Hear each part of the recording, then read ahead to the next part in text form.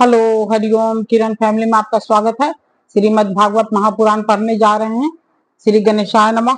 ओम भूर्भुवः स्वः तत्सवितुर्वरेण्यं भर्गो देवस्य धीमहि धियो यो न प्रचोदयात्।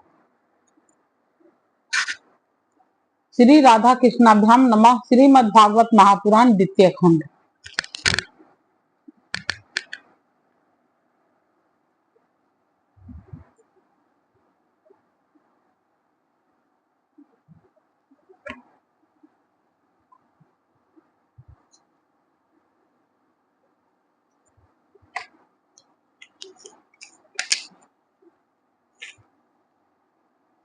दसम स्कंद में कृष्ण लीला चल रही है।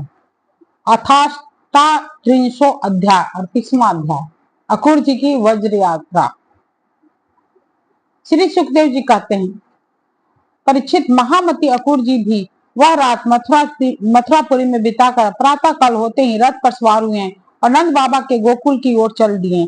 परम भाग्यवान अक्रूर जी वज्र की यात्रा करते समय मार्ग में कमल नयन भगवान श्री कृष्ण के परम प्रेममयी भक्ति से परिपूर्ण हो गए। वह इस प्रकार सोचने लगे, मैंने ऐसा कौन सा शुभ कर्म किया है, ऐसे कौन सी श्रेष्ठ तपस्या की है, अथवा किसी सत्य पात्र को ऐसा कौन सा महत्वपूर्ण दान दिया है जिसके फलस्वरूप आज मैं भगवान श्री कृष्ण का दर्शन करूंगा।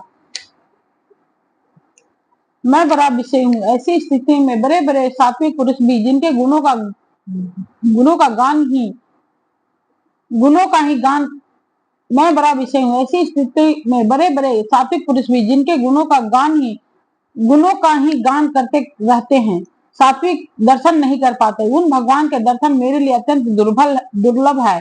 ठीक वैसे ही जैसे शूद्र कुल के बालक के लिए वेदों का कीर्तन, परंतु नहीं, मुझ अधम को भी भगवान श्री कृष्ण के दर्शन होंगे ही, क्योंकि जैसे नदी में बहते हुए तिनके सब कभी कभी इस पार से उस पार लग जाते हैं, वैसे ही समय के प्रवाह से भी कहीं कोई इस संसार सागर को पार कर सकता है।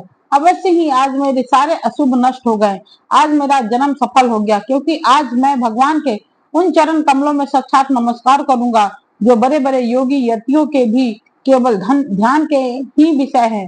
अहो, कंस ने तो आज मेरे ऊपर बड़ी ही कृपा की है। उसी कंस के भेजने से मैं इस भूतल पर अवतीर्ण होकर भगवान के चरण कमलों के दर्शन पाऊंगा, जिनके नख मंडल की कांति का ध्यान करके पहले युगों के ऋषि महर्षि इस अज्ञान रूप अपार अंधकार राशि को पार कर चुके हैं। स्वयं वही भगवान तो अवतार ग्रहण करके प्रकट हुए हैं। ब्रह्मा, शंकर, इंद्र आदि बड़े बड़े देवता जिन चरण कमलों की उपासना करते रहते हैं, स्वयं भगवती लक्ष्मी एक क्षण के लिए भी जिनकी सेवा नहीं छोड़ती, प्रेमी भक्तों के साथ बड़े बड़े ज्ञानी भी जिनकी आराधना में संलग्न रहते हैं, भगवान के वही चरण कमल गवों को चराने के लिए ग्वाल बालों के साथ वन वन में विचरते हैं, वही सुर मुनि वंदित श्री चरण गोपियों के बच स्थल पर लगी हुई केसर से रंग जाते हैं, चिन्हित हो जाते हैं। मैं अवश्य उनका दर्शन करूंगा।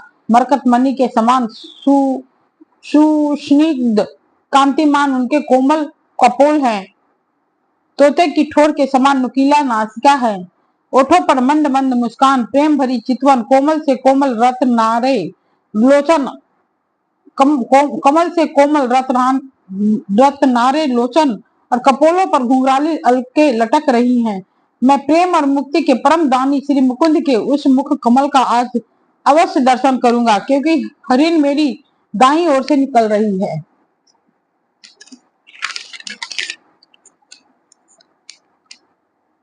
भगवान विष्णु का भार उतारने के लिए स्वेच्छा से मनुष्य की भगवान विष्णु पृथ्वी का भार उतारने के लिए स्वेच्छा से मनुष्य की सी लीला कर रहे हैं।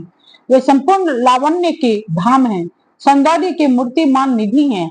आज मुझे उन्हीं का दर्शन होगा, अवश्य होगा। आज मुझे सहज में ही आंखों का फल मिल जाएगा। भगवान इस कारण रूप जगत के दृष्टा मात्र हैं, और ऐसा होने पर भी दृष्टापन का अहंकार उन्हें छू तक नहीं गया है। उनकी चिन्मयी शक्ति से अज्ञान के कारण होने वाला भेद भ्रम अज्ञान से ही दूर से ही निरस्त रहता है। वे अपनी योग माया से ही अपने आप में भ्रू विलास मात्र से प्राण, इंद्रिय और बुद्धि आदि के सहित अपने स्वरूप भूत जीवों की रचना कर लेते हैं और उनके साथ वृंदावन की कुंजों में तथा गोपियों के घरों में तरह तरह की लीलाएं करते हुए प्रतीत होते हैं। जब समस्त पापों के नाशक उनके परम मंगलमय गुण कर्म और जन्म की लीलाओं से युक्त होकर वाणी उनका गान करती है, तब उस गान से संसार में जीवन की स्फूर्ति होने लगती है, शोभा का संचार हो जाता है, सारी अपवित्रताएं धूल कर पवित्रता का साम्राज्य छा जाता है। परंतु जिस वाणी से उनकी गुण लीला और जन्म की कथाएं नहीं गाई जाती, वह तो मुर्दों को ही शोभित करने वाली है, होने पर भी नहीं के समान व्यर्थ है। जिनके गुणगान का ही ऐसा महात्म्य है, वही भगवान स्वयं यदुवंश में अवतीर्ण हुए हैं। किस लिए? अपना ही बनाई मर्यादा का पालन करने वाले श्रेष्ठ देवताओं का कल्याण करने के लिए वे ही परम ऐश्वर्यशाली भगवान आज वज्र में निवास कर रहे हैं और वहीं से अपनी यश का विस्तार कर रहे हैं। उनका यश कितना पवित्र है, अहो देवता लोग भी उस संपूर्ण मंगल में यश का गान करते रहते हैं, इसमें संदेह नहीं है। आज मैं अवश्य ही उन्हें देखूंगा। वे बड़े बड़े संतों और लोकपालों के भी एकमात्र आश्रय है, सबके परम गुरु हैं और उनका रूप सौंदर्य तीनों लोगों के मन को मोह लेने वाला है। जो नेत्र वाले हैं उनके लिए वह आनंद और रस की चरम सीमा है। इसी से स्वयं लक्ष्मी जी भी जो सौंदर्य की अधीश्वरी हैं, उनको पाने के लिए ललकती रहती हैं। हाँ, तो मैं उन्हें अवश्य देखूंगा, क्योंकि आज मेरा मंगल प्रभात है। आज मुझे प्रातः काल से अच्छे अच्छे शकुन दिख रहे हैं। जब मैं उन्हें देखूंगा तब सर्वश्रेष्ठ पुरुष बलराम तथा श्री कृष्ण के चरणों में नमस्कार करने के लिए तुरंत रथ से कूद पड़ूंगा, उनके चरण पकड़ लूंगा। ओह, उनके चरण कितने दुर्लभ हैं। बड़े बड़े योगी यति आत्म साक्षात्कार के लिए मन ही मन अपने हृदय में उनके चरणों की धारणा करते हैं और मैं तो उन्हें प्रत्यक्ष पाल जाऊंगा और लौट जाऊंगा उन दोनों के साथ ही उनके बनवासी सखा एक एक ग्वाल बाल के चरणों की भी वंदना करूंगा। मेरे अहोभाग्य, जब मैं उनके चरण कमलों में गिर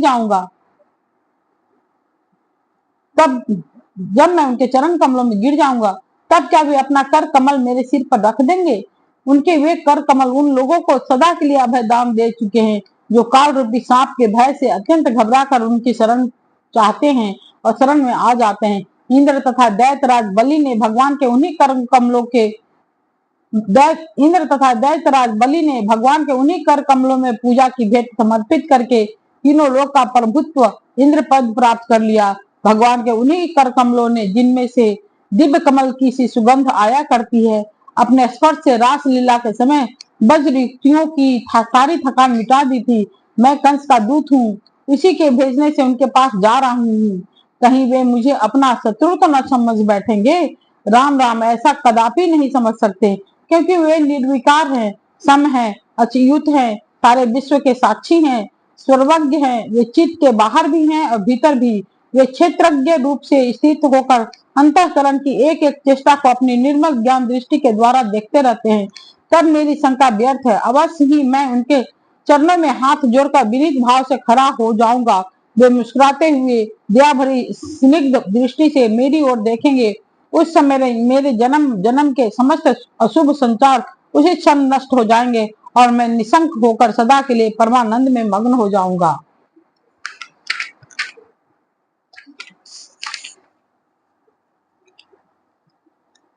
मैं उनके कुटुंब का हूँ और उनका अत्यंत हित चाहता हूँ। उनके सिवा और कोई मेरा आराध्य देव भी नहीं है। ऐसी स्थिति में अपनी लंबी लंबी बाहों से पकड़कर मुझे अवश्य अपने हृदय में लगा लेंगे। आहा, उस समय मेरी देह तो पवित्र होगी ही, वह दूसरों को पवित्र करने वाली भी बन जाएगी और उसी समय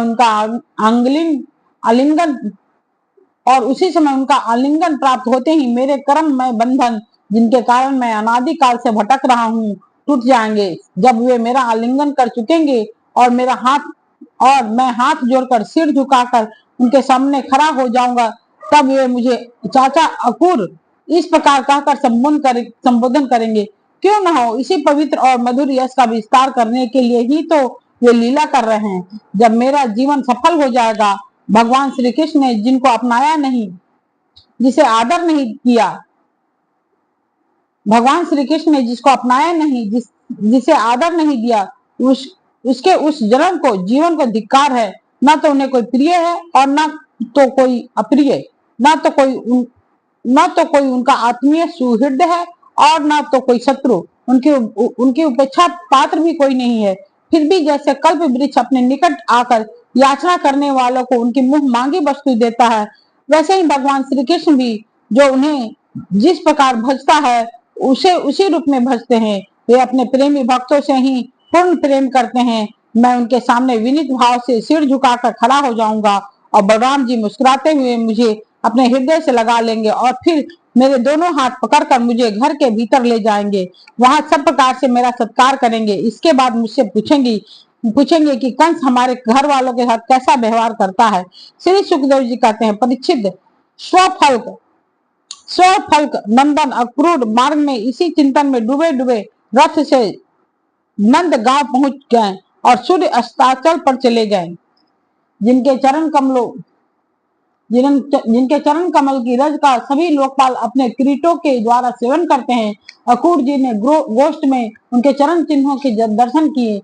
कमल, यव, अंकुश आदि असाधारण चिन्हों के द्वारा उनकी पहचान हो रही थी और उनसे पृथ्वी की शोभा हो रही थी। उन चरण चिन्हों के दर्शन करते ही अक्रूर जी के हृदय में इतना आह्लाद हुआ कि वे अपने आप को संभाल न सके, विहल हो गए। प्रेम के आवेग से उनका रोम रोम खिल उठा, नेत्रों में आंसू भर आए और टप टप टपकने लगे। वे रथ से कूदकर उस धूलि में लौटने लगे और कहने लगे, अहो, यह हमारे प्रभु के चरणों की रज है। परीक्षित, कंस के संदेश से यहाँ कंस के संदेश से लेकर यहाँ तक अक्रूर जी के चित्त की जैसी अवस्था रही है, यही जीवों के देह धारण करने का परम लाभ है। इसलिए जीवन मात्र का यही परम कर्तव्य है कि दंभ, भय और शोक त्याग कर भगवान की मूर्ति, प्रतिमा, भक्त आदि चिन्ह, लीला, स्थान तथा गुणों के दर्शन, श्रवण आदि के द्वारा ऐसा ही भाव संपादन करे। वज्र में पहुंचकर अक्रूर जी ने श्री कृष्ण और बलराम दोनों भाइयों को गाय दुहने के स्थान में विराजमान देखा। श्याम सुंदर श्री कृष्ण पीताम्बर धारण किए हुए थे और गौर सुंदर बलराम जी निरांबर। उनके नेत्र शरतकालीन कमल के समान खिले हुए थे। उन्होंने अभी किशोर अवस्था में ही प्रवेश किया था। ये दोनों गौर श्याम निखिल सौंदर्य की खान थे। घुटनों का स्पर्श करने वाली लंबी लंबी भुजाएं, सुंदर बदन, परम मनोहर और गज शावक के समान ललित चाल थी। उनके चरणों में ध्वजा, वज्र, अंकुश और कमल के चिन्ह थे। जब वे चलते थे उनसे चिन्हित होकर पृथ्वी शोभायमान हो जाती। उनकी मंद मंद मुस्कान और चितवन ऐसी थी मानो दया बरस रही हो। वे उदारता की तो मानो मूर्ति ही थे। उनकी एक एक लीला उदारता और सुंदर कला से भरी थी। गले में बनमाला और मणियों के हार जगमगा रहे थे। उन्होंने अभी अभी स्नान करके निर्मल वस्त्र पहने थे और शरीर में पवित्र अंगराग तथा चंदन का लेप किया था।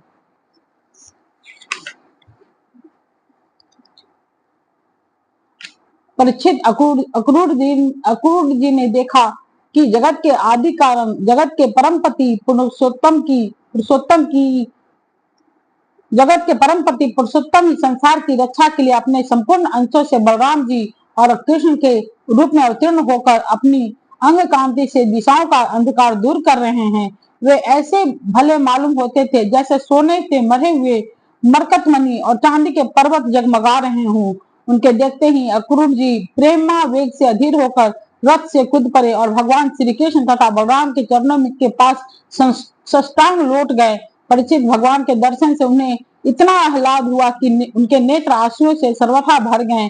सारे शरीर में पुलकावली छा गई। उत्कंठावश गला भर आने के कारण वे अपना नाम भी न बतला सके। शरणागत वत्सल भगवान श्री कृष्ण उनके मन का भाव जान गए। उन्होंने बड़ी प्रसन्नता से चक्रांकित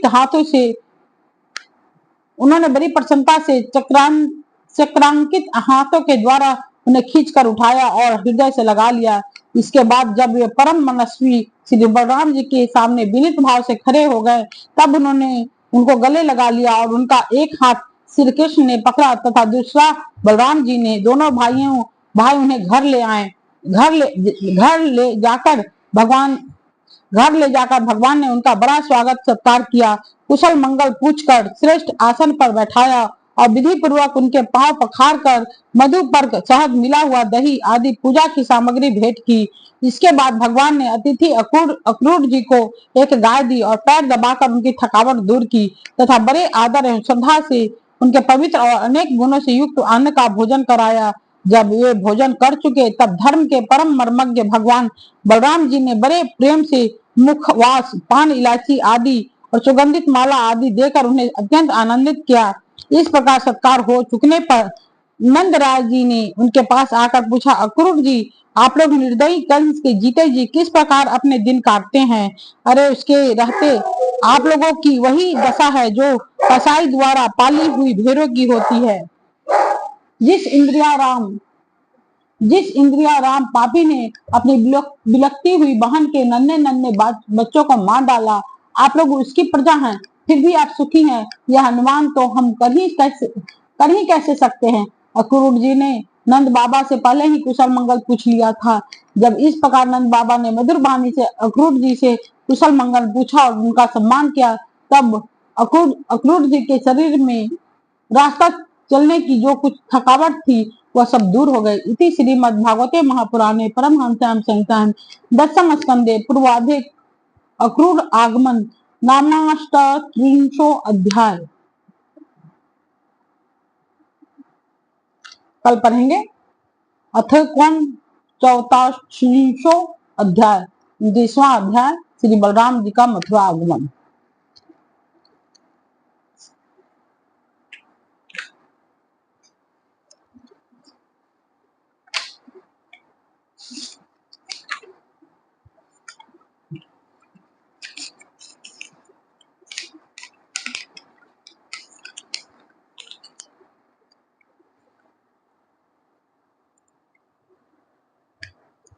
ओम भूर्भुवस्सुः तत्सवितुर्वरेण्यं भर्गो देवस्य धीमहि धियो यो न प्रचोदयात्।